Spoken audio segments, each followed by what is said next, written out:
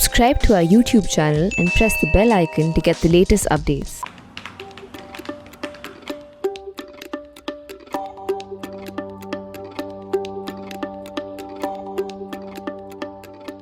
We love politics, we love debate, we love political economy. So in this week's National Interest, we are raising some very important questions.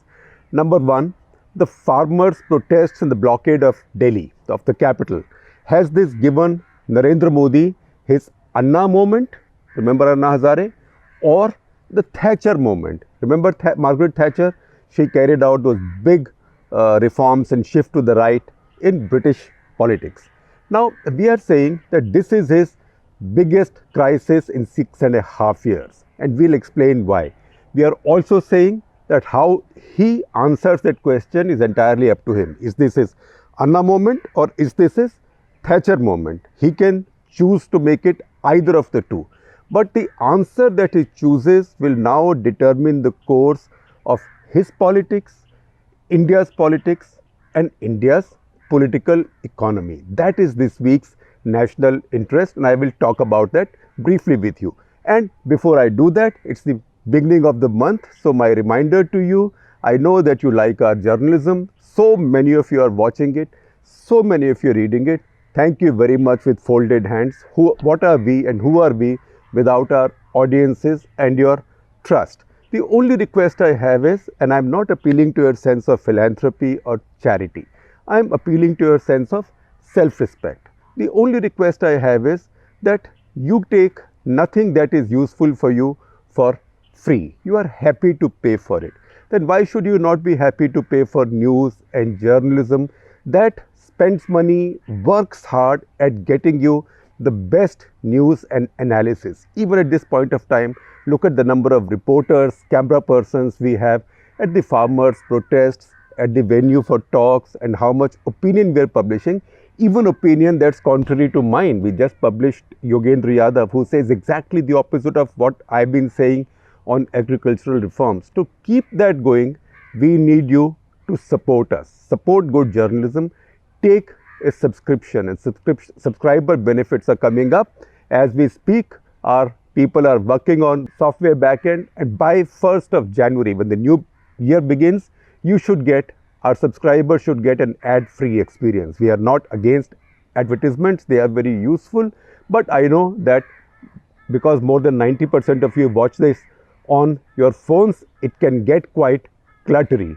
So because you subscribe, you pay, we will sacrifice the money, a little bit of money that we get from advertising, and give you a clean ad-free experience. So please do subscribe. Good journalism is good for your health. And let me also say something, stealing from an Amir Khan movie, that anything that comes free, news that comes free, is unhealthy for you. So मुफ्त का journalism आपकी सेहत के लिए हानिकारक है. That is what I am stealing from Dangal, from Amir Khan's film.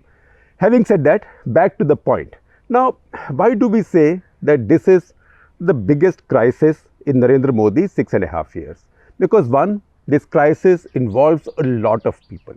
60% of Indians in some way or the other have an intimate link with farming or agriculture. Now, that's one. The second thing is, this has come on top of many crises. On top of many crises, in the sense that Chinese are not about to vacate their dharna in Ladakh. They are sitting there. We are also sitting there.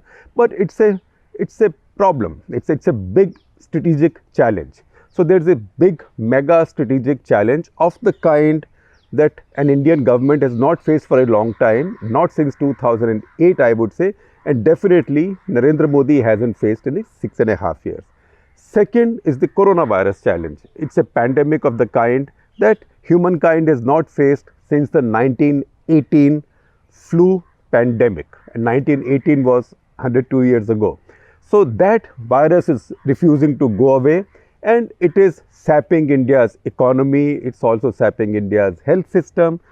It's a big challenge, and also freedom of movement. And third, now on top of it, you have this big farmers' protest. Now, it doesn't matter whether there are millions of farmers or thousands of farmers or tens of thousands of farmers. They are visible, they are doing something which is causing an immediate problem, which is the blockade of Delhi. Also, they are making for the kind of pictures that Narendra Modi and his politics do not like to see. Because remember, one of the essential pillars, the central pillars on which Narendra Modi's politics rests is messaging. So, in his politics, the message is the politics. Now, if the message is all these farmers sitting on Delhi's border, talking to cameras with their salt of the earth, weather beaten faces, you know that a lot of people are going to find them convincing, just as it might have happened with the Anna movement. A lot of people found what the Anna movement was saying convincing, because they thought that corruption was a very bad problem, and also that Anna movement and Anna and his movement were purely apolitical. That is also something that the farmers movement is doing. In fact, they are not even letting any politician to come and speak from their stage. It so happens that sometimes a nutcase like Yogaraj Singh comes and says silly things, and that causes problems for them, but they are not allowing any politicians. So at this point, their support base, which is a lot of people, a lot of common people, not necessarily those who don't like Narendra Modi, they will be sympathetic to them, as had happened with the Anna movement. So there is this triple challenge now. So why do we make this Margaret Thatcher, Anna Hazare comparison? So here, let me tell you this briefly. Margaret Thatcher first. When Margaret Thatcher came in, she denationalized a lot of British industry. She privatized railways, for example. Now, a lot of that industry had massive labor unions. Those labor unions obviously had support in the Labour Party that had ruled earlier, and populism always has a large following, and reform always is a less populous constituency, because any reform first of all creates some beneficiaries, but it also creates many more victims or people who feel they got left out, because reform in an economy is like a tide in a boat park. So all boats are lifted by a tide. A tide lifts all boats, but it lifts the yachts first. So when you are reforming, you also prepare for inequality or fears of greater inequality. She took all this in her stride.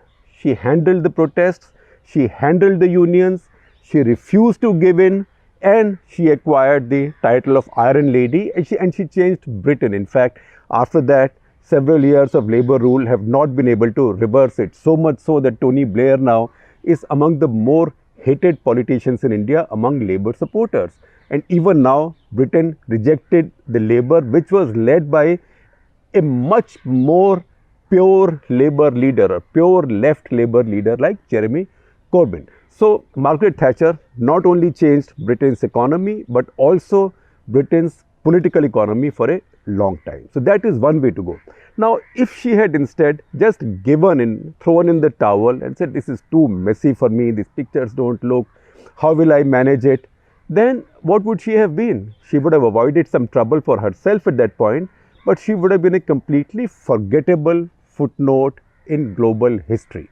Today, she is seen as somebody who made a big difference. It's also a coincidence that around time she was doing her stuff, Ronald Reagan was doing his stuff in America as well, and America was recovering from many bad years. Anyway, let's not get distracted. Let's come back to why at the same time we also make a comparison with the Anna Hazare situation, because these are options available to Modi. So Anna Hazare situation was when Anna Hazare came to Delhi, many similarities like the Anna Hazare agitation, farmers agitation took place in and around Delhi. So this was clear and present, and national media was present there. Two, as with Anna Hazare's movement, a lot of the national media is now very sympathetic to the farmers movement, even to the extent of not bothering to understand the tricky and complex economic issues. That is for thick-skinned people like me to continue hammering our point on things like that, because those are not popular things to say. Third, that just like, as we just mentioned, just like the Anna movement, this farmers movement is seen as apolitical. Visually, physically, it is seen as apolitical. Next, these are Sikhs. So you can't even, and Sikhs and Punjabis and some Haryanvis farmers, you can't treat them as you treated the Muslims in anti-CAA protests. Because anti-CAA protests, one, politically, they were actually beneficial to the BJP because BJP's politics rides on polarization. So those protests simply helped BJP polarize further. BJP didn't have to do very much. In fact, BJP could afford to be so indifferent that they never even saw the need, even for a moment, to call them for a negotiation. So this government, Modi government, cannot treat the farmers' agitation or cannot crush it as it crushed the anti-CAA agitation. Why?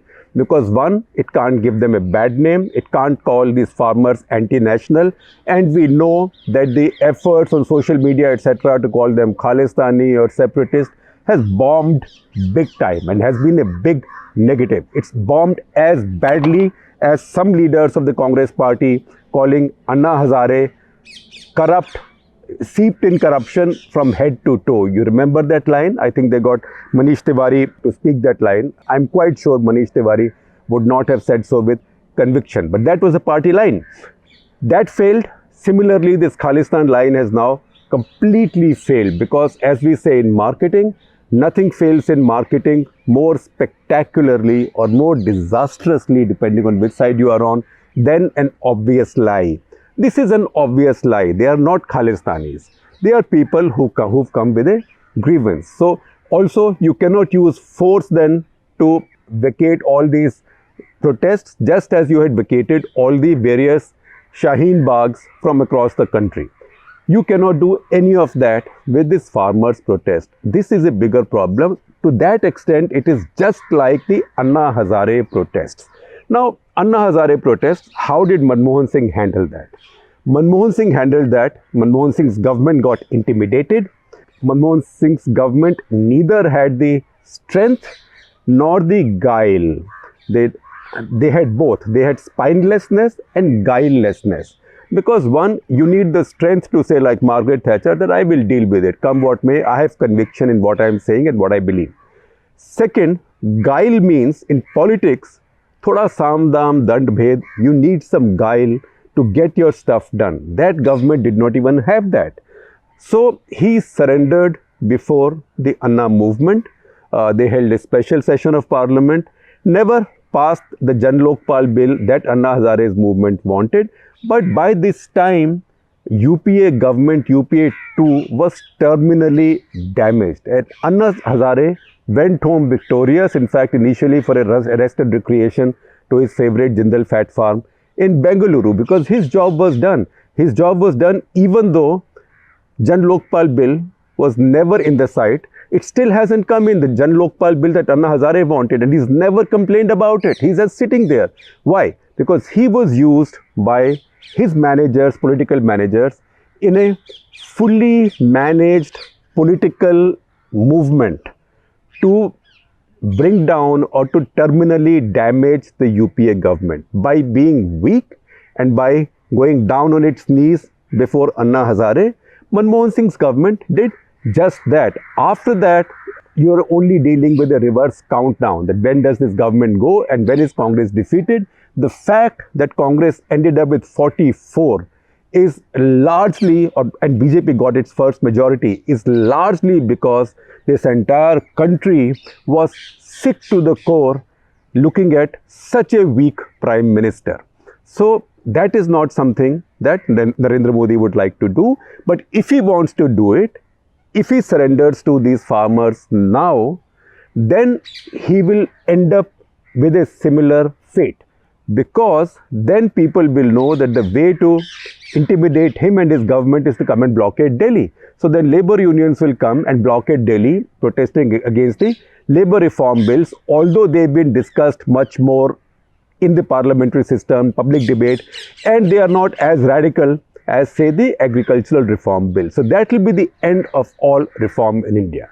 Now, Narendra Modi and his people have a complaint, and they complain that for some reason, the economists or the establishment, old economists or globally respected economists, and a lot of the pro-reform commentariat, that's people like us, we don't give him credit for being a reformer in the manner we'd see Narasimha Rao and Manmohan Singh of 1991, or Vajpayee and Yashwant Sinha of later, or Chidambaram of the Gowda government, when he came up with what was then a dream budget as well.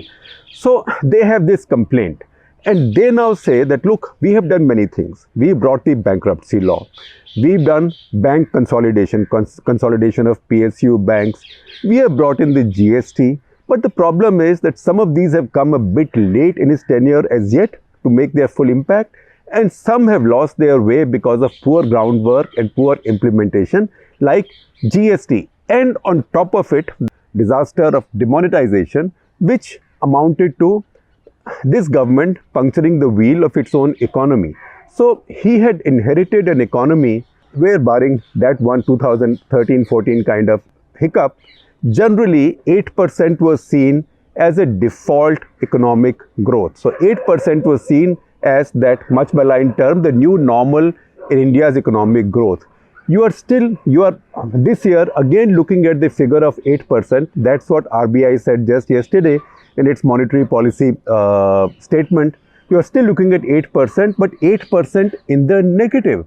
Now you might say that this happened because of the pandemic. It's a black swan event.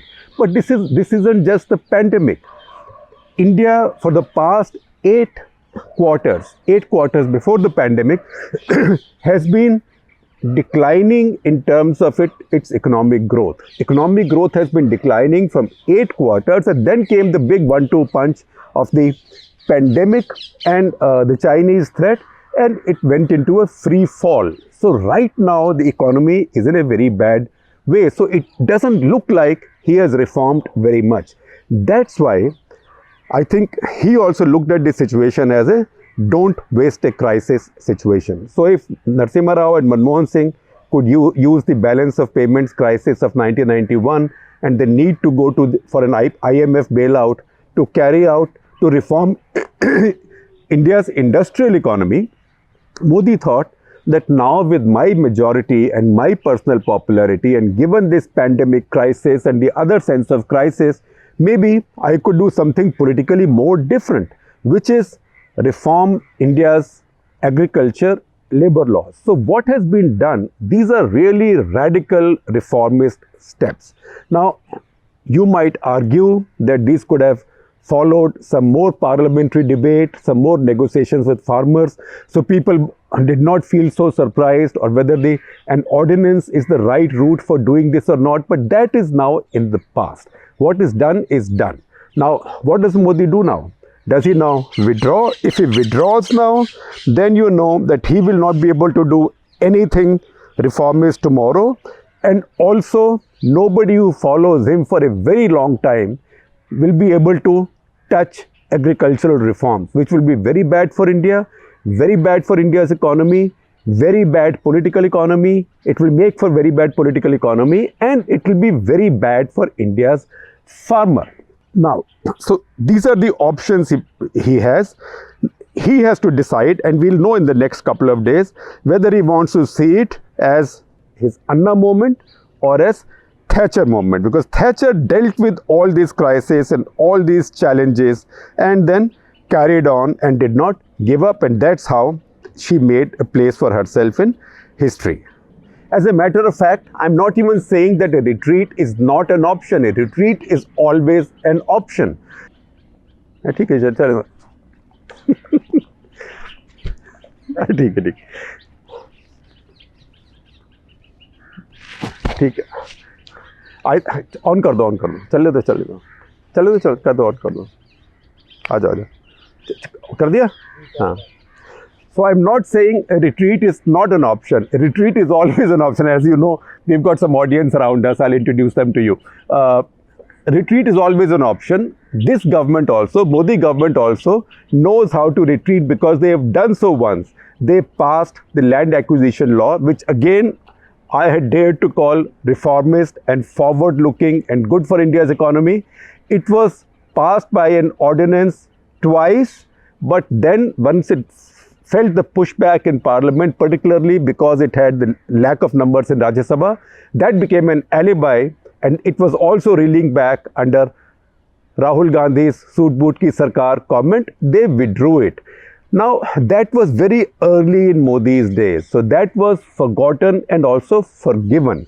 And people thought after that he could do other things. Now, if he does makes one more retreat now, I'm so sorry, but this is Mr. Miku who wants attention. But I need you to.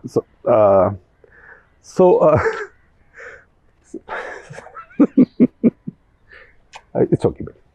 So if we were to retreat once again now, I think the consequences for him will be worse than they were for Manmohan Singh when he went down on his knees before Anna Hazare, for several reasons. One, unlike Manmohan Singh, Modi has a lot more to lose because he's personally popular and he has the numbers that Manmohan Singh did not have. Number two, unlike Manmohan Singh, Modi's entire political proposition is based on the idea of being a strong man, of being somebody who doesn't compromise, somebody who came in and got rid of Article 370, looked the Chinese in the eye, etc., etc. So a strongman image has been built. Balakot, Pulwama, Uri surgical strikes. Now, if he surrenders now, his strongman image will be over. And with this strongman image over and with this bad messaging around, the Modi era will also be over. So those are things that he has to do. At the same time, the choice is not easy. The choice is quite tough. We know that you can always surrender. He can always surrender. But we are hoping that he will not. Because if he does surrender now, it will be a national tragedy. Because a moment like this will never come. That's why it's our wish, and this is an opinion piece, so I can give my opinion. It is our wish that he will choose Thatcher over Anna. It will be a tragedy if he were to lose his nerve over these agriculture reforms.